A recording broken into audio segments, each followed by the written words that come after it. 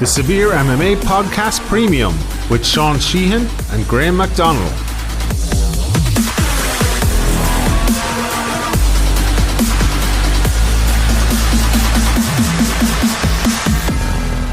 What is up, everybody? Welcome back to another edition of the Severe MMA Podcast. And joined by a very special guest today, Bellator Welterweight champion Douglas Lima. Douglas, much appreciate you having you on. How are you? I'm good, man. I'm good. How are you guys? I'm not too bad. No, it's some warm weather over here in Ireland, so it's very, very good. I suppose the first thing I want to ask you, Douglas, you were supposed to fight here in 2 weeks' time on the 9th of May against Gegard Mousasi.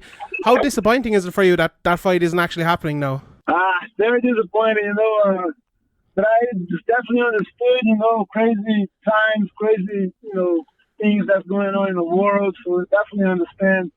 But, it's a fight that will happen in the future, maybe July, August. Mm-hmm. So, just got to keep focused, keep training as much as I can, staying safe.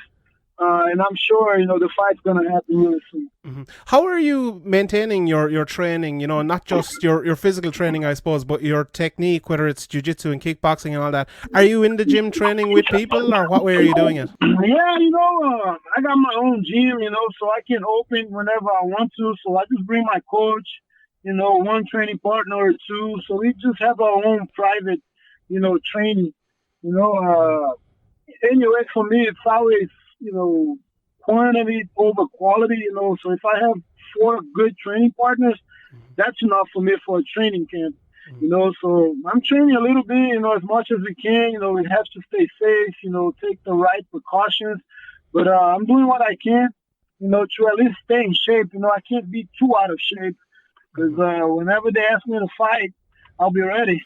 Is that your thinking? So whenever they ask you to fight, you'll be ready. Is there any concerns maybe over the health and safety that you maybe won't fight until everything is 100% back to normal? I mean, there's always the chance, but I do it for myself too. I like to stay in shape.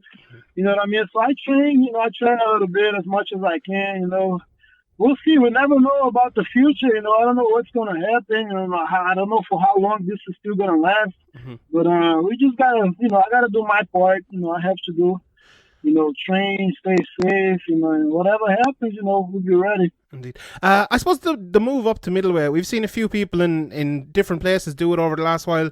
GSP did it, obviously went up and took a good while to do it, but maybe struggled a little bit physically. And then we saw Robert Whittaker doing it in the UFC as well, and he it was absolutely brilliant for him. For you, do you think this break actually might benefit you a little bit, that you can go maybe more healthily up to middleweight? I think so, because something that I thought of doing, many years ago, I've always thought of going to middleweight. I struggle a lot to make 170, to make welterweight. Mm-hmm. And I think this is going to be good for me. Mm-hmm. We'll see. I might just stay at middleweight, who knows? I might feel really good, don't have to cut that much weight. And I don't think I'm small for middleweight, so I think it's going to work out good. We'll find out whenever the fight happens, Yeah. Is that a thing? So you think you'll stay at middleweight? Like, looking at your record here, a lot of the fighters you have that are at the top of the welterweight tree you've already beaten, whether it's MVP or Lorenz Larkin. Obviously, Rory McDonald, who you went 1-1 with, is gone to PFL now. So is it a thing? Do you think maybe the welterweight division cleared out a little bit and you might stay at middleweight? Yeah. I just think it's a great time for me to go to middleweight. Because like you said. All the top welterweights in Bellator, I've already beat all of them.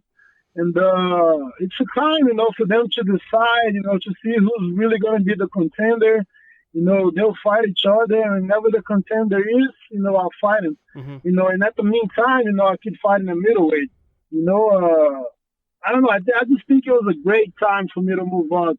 Since I beat all of the welterweights in Bellator, that's in the top. You know what I mean? So for me, I think that's a great moment. It's a perfect timing for me. Mm-hmm. So we were having a debate this week on my podcast, and I'd love to get your take on it. So we were talking about, let's say in soccer, you could have a debate who's better, Messi or Pele or Ronaldo or all of these players from all down through the years. But in MMA, it's a little bit different because the fighters now are the best fighters ever because of the improvements, and it's such a young sport and everything. So with that in mind, do you think you're the best fighter of all time who's never fought in the UFC? I mean, I think so. A lot of people do as well. You know what I mean? There's always the talk, how would I would do it, if I was in the UFC, this and that. But man, I trained with many great fighters before, I know where I stand. You know what I mean? Rory, when he left the UFC, he had a win over the champion at the time. You know what I mean? And no, I think I really can be a champion there at the UFC as well. You know what I mean? Mm-hmm. Some fans that watches just UFC, they don't understand that. Mm-hmm. You know what I mean? I agree with them because they haven't watched me fight. They don't know how it is. It's not about organization. It's about fighters. Mm-hmm. If you're good, you're good. And I believe in myself. I believe I can beat anybody at welterweight in the whole world. You know what I mean? But I'm really worried about too much because people are always going to say, nah, man, if you're not in the UFC, you can never be considered the best, blah, blah, blah. Mm-hmm. So, what can we do? They sign me to fight, I'll fight. And that's it. Mm-hmm. You know what I mean? But I really do believe that I can beat any welterweight in the planet right now. What did you think when you heard Brendan Schaub and Joe Rogan talking on Joe Rogan's podcast? It basically said what you were saying there, that saying if you're not in the UFC, you can't be the best fighter. What did you think when you heard that? Joe Rogan understands it. Joe Rogan knows, he understands MMA, so he knows, you know what I mean? He knows I can't stand there with any of those guys. Mm-hmm. You know what I mean? Some of the guys don't, but Joe Rogan knows, so I'm very thankful for him for saying that. Because, man, he understands the sport, he knows what it takes. And, man, I've been in the game for almost 15 years, almost 20 years, I know what it takes, you know what I mean? I can beat all those guys. Mm-hmm. 100%. It's funny, I'm a bit of a nerd for looking at records, and I was looking at your record today, and I thought it was very interesting. You've 12 submission wins in your career, but only one in the last 9 years. And I think it's very interesting. You said there you can stand with anyone. Mm-hmm. What has happened that your game has just completely changed from someone who's getting lots of submissions early in their career, who now is a knockout artist and is beating world-class strikers on the feet? I don't know. I think it was just experience-wise, because a lot of the times, early in my career, I always scramble and ended up on the ground, I had to use my submissions, and later on I just started to understand it a little more, starting to be more comfortable standing where I can dictate where the fight takes place a little bit, I think it's just experience and the styles, my style has always been the same. But wrestling was really weak for me back in the days, Mm-hmm. So anybody that got close to me and tried to take me down, they would probably finish it, mm-hmm. And then I would catch them in the ground.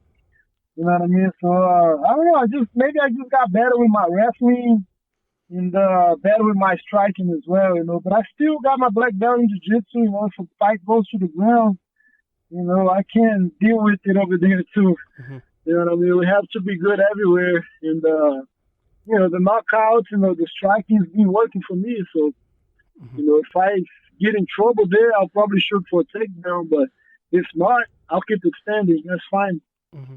I have to ask you about MVP as well. I interviewed him when he fought in Ireland a couple of months ago, and he basically said the one fight he wants again is you. And obviously, for you, it's a very different situation because you knocked him out. But is that a fight that you kind of you want to do again, that you'd like to also have again? I mean, in the future, yeah, for sure. But I mean, man, everything's got to prove himself. He's fighting guys that's not even near the ranking, and he's asking for a title shot. Like, come on. Mm-hmm. Fight Koreshkov, fight Larkin, beat those guys, and then call me out. You know what I mean? Guys that's in the top. Mm-hmm. You know what I mean? Because his first fight back after me, he fought a guy, no disrespect to the guy, but, man, you got to respect the ranking some, too. The guy was 3-1. You know what I mean? Mm-hmm. That was 3-1. He goes and knocks him out, and then he asks for a rematch. Like, come on, man. That's not how it works, It's good, man. I'll give him that. You know what I mean? He's, only loss he has is for me. But, man, come on, man. Get some battle wins for, if you're asking for a title shot, go after the number one contender. You know what I mean? But, yeah, man, I finished it. That was a knockout in 2 rounds. You know what I mean? I don't have anything else to prove. Last question here. I really appreciate your time. Obviously, Bellator, and we're based in Ireland here, this podcast, and Bellator have done lots of great things, brought lots of cards to Ireland in the last few years. Is that something you'd like to do? Would you like to come over to Ireland and fight? For sure, man. Irish fans are the bomb. I love their fans, man. They're really getting to it. They're loud. You know, they make the arena really loud, and I love that. You know what I mean? Like McGregor, I love McGregor's fan, man, because, dude, they fly all over there to come here and watch him fight. That's amazing. You know, that's great support. They really support, you know, their fighters. You know what I mean? I love that. It's definitely one of the what's it called, it's on my list, the bucket list. It's definitely on my bucket list to go to Ireland. You know, even if I go just to see a show. You know what I mean? But I want to go over there. You know, definitely want to fight there one day. You know, hopefully Bellator can make it happen sometime. 100%. Actually, I lied. Last question. Look through your record as well. You've never fought in Brazil. Is that another thing you'd love to do, to fight in Brazil in MMA anyway? Never fought in Brazil. You know, I have, you know, almost 45, 15 years in the sport. Never fought in Brazil. That's definitely a place that I would like to fight before I retire. But let's see, man. I asked Bellator when they're going to Brazil. They say they're working on some stuff. So hopefully in this next few years, you know, Bellator will be able to go there and I can have, you know, this dream come true. You know, my family would love it. You know, they will go anywhere in Brazil to see me fight. You know what I mean? So I would love to do that one day. Douglas, thank you very much for your time. I really appreciate it. It's a pleasure, buddy. Thank you. Have a good day, okay?